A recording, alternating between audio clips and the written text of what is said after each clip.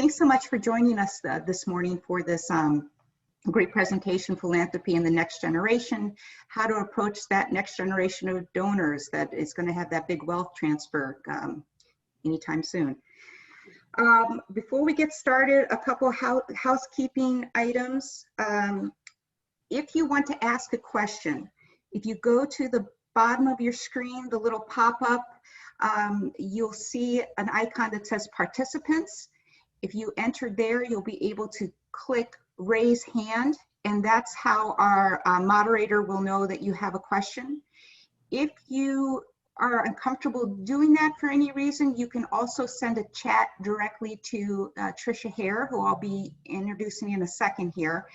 But we will do the questions at the end of the presentation. We'll let Sarah get through it first. I do want to let everyone know that there are some changes coming to the Planned Giving Council. We will be sending out a detailed email about what is happening. So do watch for that in the next week or so. So without further ado, I'm going to introduce Tricia Hare. She's the Senior Vice President and Senior Relationship Manager with KeyBank and our generous sponsor for this morning's presentation. And she is going to introduce our speaker. Thanks, Trish. Thanks so much, Marcy. Appreciate it. We're very excited to be here. And I do have a couple of colleagues on the line as well, or part of the virtual meeting as well, that I'd like to introduce, as they will be sharing the stage with me today along with Sarah. So I have Amy Rohde, who is our new Senior Fiduciary Strategist, who just joined us about a year ago. And I also have Renee Porter-Medley, who is our Regional Planning Strategist for our team here. So they'll be joining me today along with Sarah Landman. We're so excited to have Sarah here today with us to present together on this topic. Sarah has served as a major gift officer and leader of 2 national fundraising consulting firms. She's helped raise over $500 million for nonprofits during her 16-year career. She currently serves as the Senior Vice President of Insightful, powered by Newsbank, Inc. Insightful is a new software that provides donor insights to deepen relationships. Sarah holds her BA in Theater and an MA in Philanthropy and Development from St. Mary's University of Minnesota.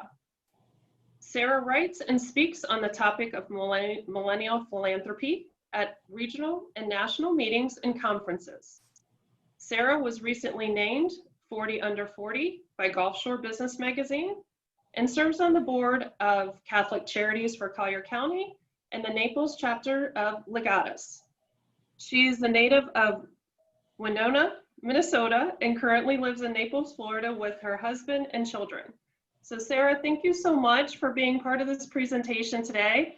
I'm looking forward to this discussion that we have. Thank you, Trish. Thank you, KeyBank, for inviting me, and I'm really happy to be here. Welcome, everyone. So today, we're going to talk about the next generation of philanthropy and the next generation of donors. Specifically today, I'm going to be speaking about the millennial generation. And I want to start and get us all on the same page about what is a generation. And for the purpose of this presentation and how I put it together, I used a definition from Dr. Gustavo Grudzinski. He is a psychologist that studies generational differences, and he defines a generation as a group of individuals bracketed by years that share common experiences that may result in common behaviors. Note the may. I'm not trying to stereotype everyone, but there's some common behaviors that have been written about. My source list is at the end, and I've seen with myself as a millennial and my peers. Okay, what is a millennial? I want to get on the same page on this one too. Millennial, born between 1981 and 1996. Today we're 23, that should say, through 39, and we are 25% of the population. That's a pretty big range. I am a millennial. I am the eldest, or an elder millennial. I was born in 1981, and I graduated from Cotter High School in Winona, Minnesota in the year 2000. And my sister is much younger than me. She was born in 1996, And there's a world of difference between us, and we're technically the same generation. And a lot of that has to do with technology and when we were exposed to that technology. Millennial millionaires. There are millennial millionaires. They're out there today. There are 700,000 of them. There are going to be many, many more in the coming years as we have the great wealth transfer from the baby boomers to millennials. And that's estimated on the low end, I've seen 25, 30 trillion. On the high end, 60 to 70. Just depends on who you ask. And of course, we're all speculating at this point. We are business owners. We are also senior executives. Behavior trends. Now this comes back to may share common behaviors. The first one is impact. As millennials, we demand impact in all areas of our life. In our work, we want to know that we're having an impact with the work we do. In our philanthropy, that's really important. And we care about impact more than we care about loyalty to an institution. So if I'm a millennial and I'm giving to one institution and I have been giving to that institution, but you're another institution and you show me more impact, I'm going to consider that in my giving. We're highly influenced by our peers. This impacts our buying habits and our giving. We want to give where our peers are giving and all make an impact together.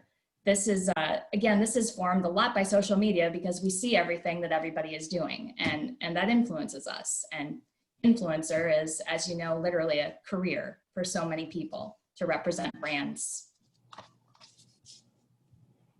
Experiences. We value experiences over things, and we value our time above any other currency.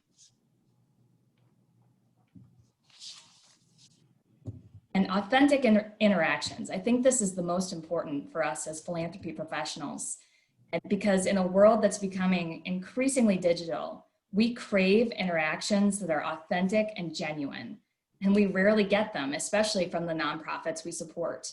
We want to know that you care about us, know us, and that our gifts are truly making a difference. And that's interesting, Sarah, that you bring up those behavioral trends because, you know, I see some similarities between like my generation, I'm considered a Generation X, and our baby boomers who are our clients. Most of our clients are 65 and older. Yeah. So we're not having those conversations directly with a lot of millennials, but from time to time we do. And it's interesting to see those behavioral trends because I think there's a little bit of overlap, but to your point earlier in talking about you and your sister, I think there is probably a really big gap. And one of the things, you know, having Amy join our team, it's been great because as an advisor, she's also a millennial. So she can kind of bring that perspective when we're having these conversations with our older clients and kind of talk through how they can kind of talk with their children and grandchildren. Amy, I don't know if you have any tips or anything that you want to share with the group about how you're using your millennial status, if you will, to talk to some of our older clients. Yeah, I mean, one of the great ways that we are able to connect with that next generation and even two generations sometimes from our clients is having the trust reviews that we do for our clients, because that opens the door to be able to talk with the next generation and start getting them involved with the family, making sure the kids know kind of what they're coming into and being able to hear what their parents have to say when it comes to charities. We've had the opportunity to meet with some of those next generation clients, and we can have that discussion at the table with our clients as well as their kids all in the same room so that they can kind of hear, you know, what the kids feel, what the parents feel, and maybe come up with kind of a solution of what they want to do in the future for the charities. Yeah, so it's great to have Amy on the team, but it's also nice to share that space with millennials and have some of those advisors on our team as well. Excellent. The next part of my presentation is I wanted to share some findings that from interviews I had with 8 millennial millionaires. I sat down, I had confidential conversations about giving, best and worst experiences, and these individuals range from self-made millennial millionaires today to people that represent family foundations, have family wealth, men and women, multiple states, and everyone is active in philanthropy. The first question I asked was, what are your top nonprofits and why? And a common thread of all the interviewees was a personal or family connection and an authentic experience with their top nonprofits. For example, one interviewee makes leadership gifts to the American Cancer Society and Alzheimer's research groups because they have a family member that were impacted and they believe that their gifts are actively helping find a cure. They were also engaged in an authentic and personalized manner. Another example is an interviewee who gives her leadership gifts to a grief support group for children. And she makes this gift, and this nonprofit's important to her because she lost her mom at a young age. And she wants the opportunity to help other children that are going through that. She also volunteers with this organization. Trish, Amy, I want to turn it over to you to talk about some of the nonprofits that are important to your millennial clients. Yeah, I think it's very similar. I think the one thing that I've kind of noticed in my long tenure as an advisor is that there's definitely a difference in the way that our clients, who are probably defined as the baby boomer generation, like to give. And I see more of them giving in their local communities, and they want to really see their dollars going to work in that community. So, you know, as you're saying with millennials, they're doing it because it's a passion and they want to see whether it's the research or where those dollars are going. I think for our baby boomers, you know, they're looking the same. They want to see where their dollars are going, but it's more about the local community. It's more about the programs that the nonprofits are doing and that type of thing. I think, Amy, would you agree that that's kind of what you're seeing as well? Yeah, it's very important for our current clients to see the money going to work where they live. That's a big thing with them. I will say, as a millennial myself, I look to things that do impact, things that are in my life, and I can make that connection. So it's a little bit different than my current clients, but overall, it's a little bit different. Transparency is a big part of this too. I think I've seen that the millennial generation just demands more of that than perhaps the baby boomers did. Hey, here's the check, do what you do, make your mission happen. Millennials they ask the why question, the why, how, and just want to see it, want to know. Well, and I think a difference too with the millennials is they're willing to change year to year, and maybe year to year is a little much, but I think they change more often, whereas some of our clients, they stick with specific charities for long periods of time. So, they've been giving for 10, 20 plus years, and the millennials, if they're not happy and somebody else kind of catches their attention, I think they're more willing to change charities along the way. Absolutely, Amy, you're completely right. I've seen that as well. If we're not happy, we're a little finicky. If we're not happy, we will change. And it doesn't matter that mom and dad or grandma and grandpa have been giving to X nonprofit for 20, 30, 50 years. If you don't come and approach us and show us why it's important, we're in jeopardy to leave. And I think that's something we need to pay attention to. But if we are happy and loyal and you touch us, we'll be there. We'll be there forever. You just have to show the impact. Those authentic relationships are more important than ever. Absolutely. All right. What motivates you to give? The responses to this range from family legacy, wanting to make a difference, religious beliefs, and the power of philanthropy to solve problems. Probably pretty similar to other generations. with the why. Amy and Trish, what are you seeing? Yeah, I would agree with that. I think a lot of our clients, it's really around that family legacy. So a lot of them either have family foundations or they're creating family donor advised funds. And one of the things that we do here at Key Private Bank, Amy and Renee and our team, is we'll sit down with a family, a high net worth family, and we have what's called a family alignment day. And this is a full day where we bring the parents in, we bring the children in, and we bring the grandchildren in. And they're all sitting around a table. And they really talk through, starting with the parents, kind of what the philanthropy plan is.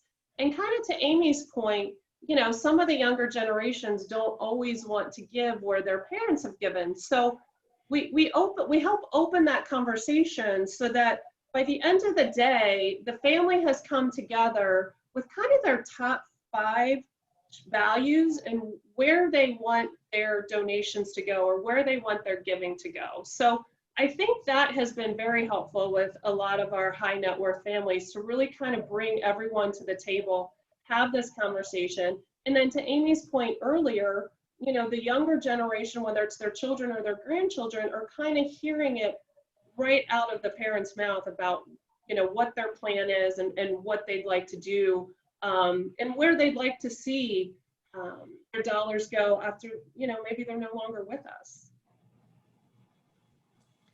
And another point to make here is when the family legacy conversation came up with a number of my interviewees, especially the ones that have the family foundations, it was more of a legacy of generosity and a legacy of taking care of their communities than it was a legacy at a certain nonprofit. Mm-hmm. Yeah, I would agree with that. Okay, best giving experiences. For my interviewees, the common thread for all the best experiences is that they included a personalized and customized approach. We like things to be personalized and customized, and they were easy. And I've got a quote from one of my interviewees that represents her family's foundation. And that's, I've had a lot of good experiences. The good ones are always easy. They make you feel like you made an impact and are appreciated. And most importantly, the process is easy. Trish, Amy? Yeah, I think that probably follows along with the baby boomers as well. But I also think the older generation, they like that follow-up. And I'd be willing to bet the millennials probably do too, but they want to see that follow-up. They want to hear from that development officer or that CEO of the organization, letting them know where their dollars went and that progress that they're making with those dollars and with that investment. And so, you know, yes, a handwritten note, always very well received. But I think that personal phone call and that personal outreach, that's what I'm hearing from my clients, is that really touches them, and that means a lot to them because they really know where their dollars are going and how their investment is being successful. I would agree with that. And, you know, I have a former client of mine who started a foundation with her and her husband, and she was really about giving to charities that were around eyesight. And there was a few charities that were very open. They were very good at communicating and letting us know this is what we're doing with your money. And then there were a few that really just didn't respond, didn't get back to us. And I think that, you know, that just changes the experience when you know what you're giving your money to and that it's doing what your intentions were. It goes a lot further. Hey, worst giving experience. There weren't a ton of these, fortunately. I didn't hear a lot of terrible stories, and I was happy about that. But I do have 2 examples. One was an interviewee gave a pretty big capital gift to an organization, a nonprofit that became part of another nonprofit. They merged, and that organization sold the building, and nobody communicated with this donor about it, about any of it. And that lack of communication and care, you know, to honor that gift And the building had to be sold. And that wasn't what was wrong. It was the lack of communication. And that caused that family to stop giving to that nonprofit. And they really loved that nonprofit. So that was hard to hear about. Mm-hmm. Another one of my interviewees gave a leadership gift to an organization. The person that represented the organization, the development officer, she trusted this person. She thought they were her friends. They had a good relationship. The ask was made, the donor gave, and then was, as millennials say, she was ghosted. There was no follow-up after the gift. And this individual stopped getting in touch at all, still with the organization. It was just very strange. And that donor was really hurt and kind of felt manipulated to make the gift, but then, hey, I gave, that she was no longer useful to that organization. And the rest of kind of the complaints or worst giving experiences, they all really have to do with that lack of communication, lack of transparency, and lack of timely acknowledgement. I was surprised by the number of people that give nice gifts. I mean, they're young, but they give leadership gifts, and those gifts just aren't acknowledged in a timely, personable, nice way. And that was, again, hard to hear. Trish, Amy? Yeah, I think that's very similar. It's all about the communication, no matter what generation is giving. I think that's a big thing. One of the things, and I'll let Amy touch on this, but one of the things that we're starting to see more and more of, and I imagine the nonprofits are as well, is with some of the current legislation, folks can gift part of their required minimum distribution each year to charity. I think it's up to 100,000 that they can give. And so we're seeing a lot more of that. And I think Amy has some advice for some of the nonprofits out there on how to kind of coach their donors when they're looking to use their required minimum distribution as a charitable donation. I think anytime a charity is made known of a gift that's coming their way, just to advise their clients to make sure that when their advisor or their institution is sending a check on their behalf, that their name is on it somewhere as a reference. We try to always have the client's name on the check in some way, shape, or form, but there are advisors. I was on a call recently that some advisors are not putting names on the checks. And so the checks go to these charities, and the charities, unfortunately, aren't able to give any recognition to the client who donated because there's no way of knowing who it came from. And especially from IRAs, that's a big one. So just make sure that there's something, that you remind the clients, if the clients want that. You have some clients who want to be anonymous, and that's important too, to make sure that the institution is keeping it anonymous as well. Okay. Next question, how do you want to interact with nonprofits? And there was a range of answers here. The common theme, and this is how do you want to interact in a relationship-based way? This isn't, social media and direct mail or email. The common theme here was to start with an email introduction if you're coming in cold, and ask for a meeting, or get a warm introduction from somebody they know. They tend to be a little bit more willing to meet if it comes in through a friend, somebody else that's giving, just to connect those relationships.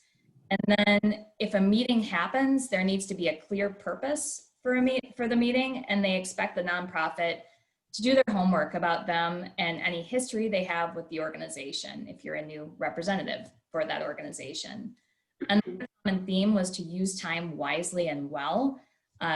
Millennials don't want to meet for the sake of meeting. They're busy, especially young parents, and they value their time above all other currency. Yeah, and I think, with our clients, it's very similar. We're hearing a lot of the similar things that, our clients tend to do a lot of due diligence on the front end. they're researching these nonprofits. They're, talking to the CEOs, they're talking to the development directors, and they're doing a lot of due diligence on their own before giving. But what I've also noticed with our clients, and again, this is because the majority of them are retired, is that they're really getting in there with the sweat equity. They're volunteering, whether it's, mentoring or, helping participate in a program or, helping to build a house with Habitat for Humanity. They're really getting in there and getting their hands dirty, if you will, with their volunteer work. So, more and more of them, it's not, just kind of stroking the check and handing the check over. I'm seeing more and more of my clients really wanting to get involved with the nonprofit. So they really are doing their due diligence ahead of time.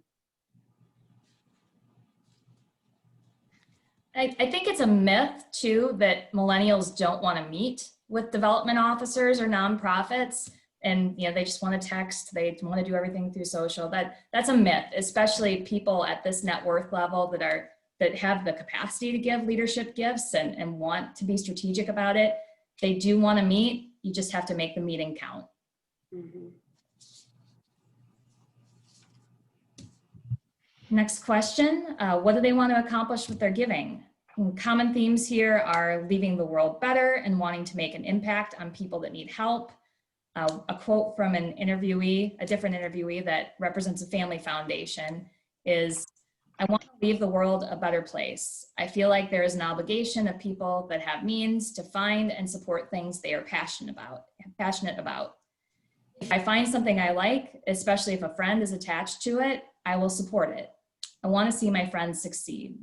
I want to team up with others to make an impact. I'm not a philanthropic visionary yet. If someone else can convey their vision, I can be a passenger on that boat. So I think that just goes to, our story isn't written yet. A lot of these individuals that I interviewed, they're still kind of looking for that nonprofit to speak directly to them and to get involved with. And now is the time to make that nonprofit yours and give them a good experience, an authentic relationship-based fundraising experience. And they crave it, they want it. And I think there's a lot of people that are just waiting for you to get in touch. Mm-hmm. Yeah, I would agree with that. And I think the biggest thing that I kind of noticed, Sarah, and I don't know, you can correct me if I'm wrong, but dealing with our clients who are that baby boomer generation, and then I also have, nieces and nephews that are millennials. I feel like the baby boomer generation or the older generation, even my generation, are looking to really make an impact within their community, where I feel like the millennials are thinking more globally, that they really want to put their stamp, they really want to see some change. And whether it's, water issues or climate issues, I think they're thinking kind of more globally than some of the older generations. Would you agree with that? I do. We do support things locally, and that's probably the easiest way to see impact, but I agree with you that there is more of an interest on making an impact on that global scale. For better or worse, we grew up being told that we could change the world, and we believe it, and we want to do our best to make that happen. A good example of a perfect millennial charity, global charity, is Charity Water. They do a really good job with showing impact, telling impact stories, being transparent, and customizable experiences for donors. So I think that's a really good model to look at if you're looking for ways to engage millennials, both in a relationship-based strategy and with your social media strategy. Mm-hmm. Wonderful. Okay, well, with that, I want to open it up for questions that anybody may have. I did have one come through the chat from Betsy. She said, the comment about millennials valuing transparency is super interesting to me. I'm wondering what that looks like for millennials. Is it different than with other generations? I think it's just, from what I've seen, it's just more important to us. That bleeds into work too. We won't just do something because you told us to. We want to know why, and we want to know the plan. If you have millennials that work with or for you, I bet you hear why a lot, and wanting to know the bigger picture, wanting to be in the loop. So I think everybody wants transparency, but the millennials are just, it's a bigger deal. And nonprofits that can report more, and it doesn't have to be exhaustive. It can even just be those impact stories that, hey, you gave us this money and these are the types of things that we are doing with your investment. That's really important. I kind of have a question, Sarah. This kind of popped in my head. One of the things that I'm seeing as well with a lot of our clients is they're serving on boards, they're serving on committees. They want to be impactful within the organization by helping being a decision maker, if you will. Are you seeing a lot of millennials that want to, because I know they're super busy with jobs and careers and children, are they, also wanting to serve on those boards or serve on those committees that they are making their donations to or, giving to? Yes, the answer to that is kind of, it depends on the person and their specific circumstances, but they want to be asked at least. I mean, they may not say yes, but that invitation to be part of that leadership group and have their voice heard is something they value. I know for myself, I serve on 2 boards, and that's important to me, and that's brought me closer to those nonprofits. Yeah, I think I was gonna say with the boards, I think when you have millennials that do sit on some of the boards, I think it, again, same thing we were talking about with our clients, it goes with the nonprofits, that it connects that millennial generation when you have a millennial sitting on the board as well. But it also gets them more engaged if they're on the board than if they were just maybe a volunteer here and there. Definitely. So I have another question coming from Andrew. He says, Sarah, how do you start a conversation with someone that has lots of money, but supporting any charity is not being considered, and says her or his charity is in the children? Her or his charity is in the children. So how do you open up a new, like that they give to their children? Mm-hmm. Yeah, I think that's what he means. Yeah. Okay. Yeah. Sorry. Just wanted to clarify that.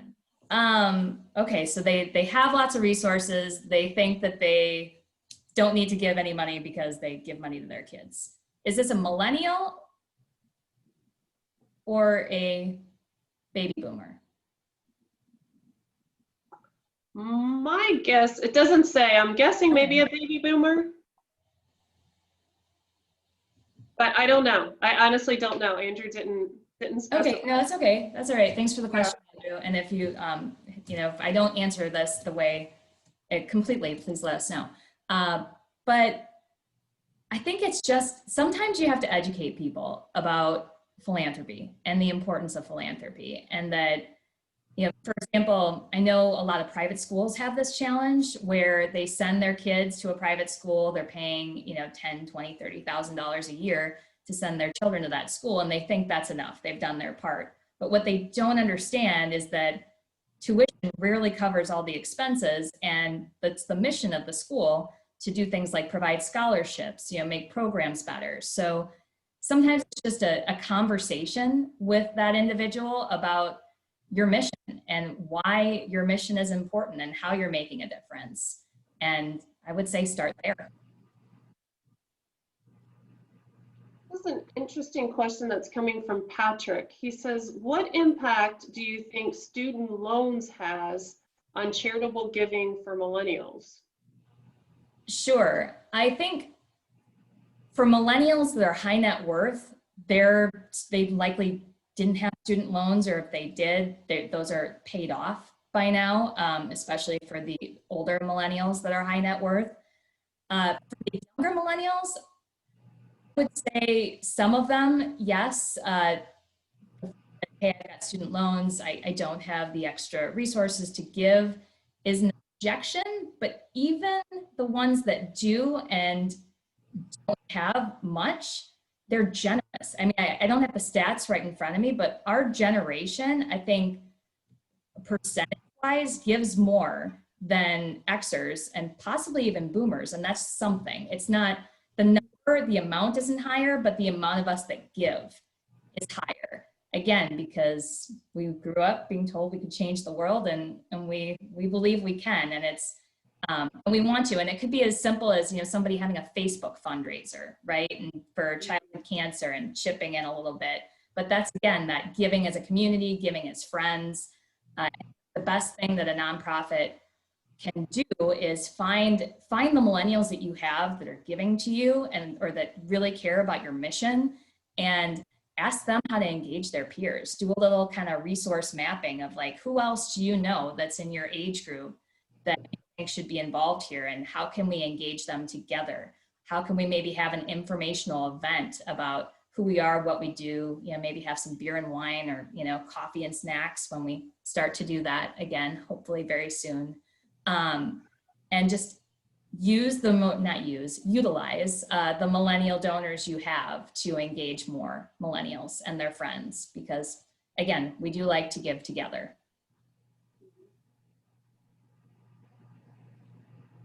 Let's see, I don't have any other questions in the chat. I don't see anyone with a hand raised, but if anyone has a question and they'd like to unmute themselves and ask, please do.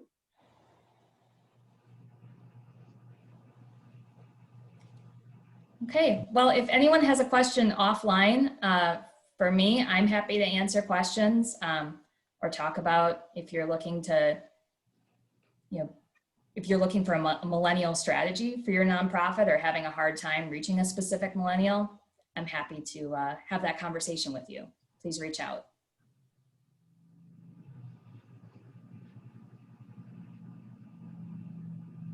I just had one come in from Patrick, and he may have to clarify this, or maybe you'll get it. High Sarah. earners, not yet rich.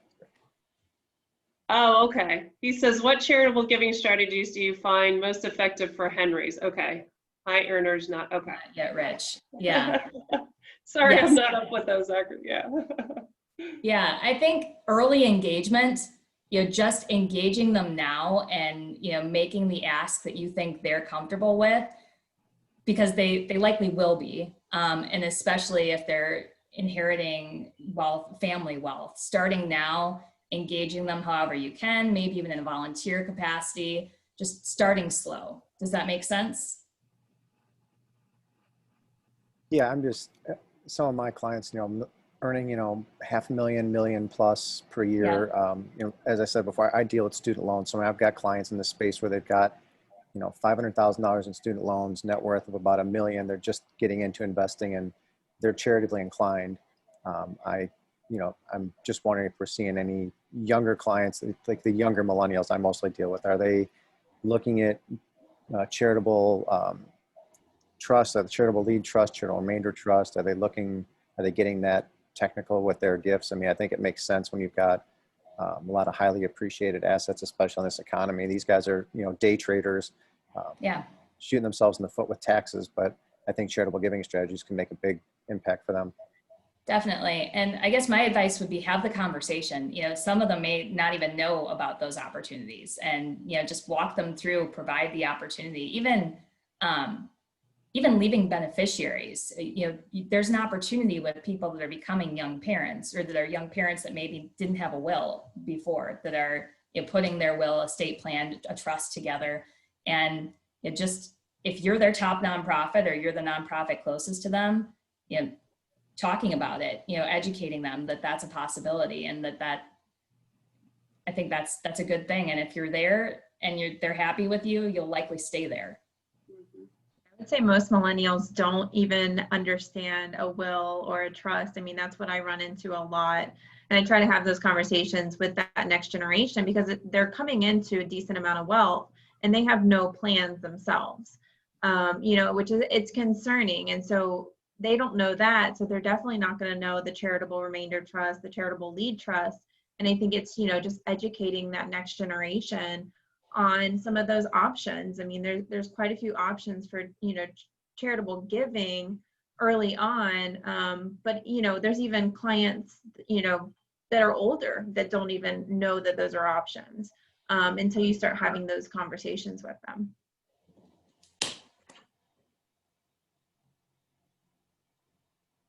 Thanks for your question, Patrick. That's a good question. Sarah, do you want to give contact information for yourself for the group? Sure. What's the easiest way for me to do that? Maybe in the chat, or is everyone going to probably be sent the slides? I think they're going to be sending out the recording. Okay. So perhaps when the recording goes out, we can include contact information Sure. for yourself and even for us here at KeyBank. That would be great. Wonderful. Well, Marcy and, oh, yes, sorry, Sarah. No, that's okay. I just want to thank everybody for joining, and hope to meet you at an in-person meeting sometime in the future. Yes, and I want to thank Marcy as well and Annalise, who couldn't be with us today, for reaching out to me and giving Key Private Bank the opportunity to partner with Sarah on this presentation today. So thank you all for your engagement and for being part of this conversation today. We really appreciate it. Enjoy the rest of your day. Have a great Thursday. Bye-bye, everyone. Bye, everyone. Bye.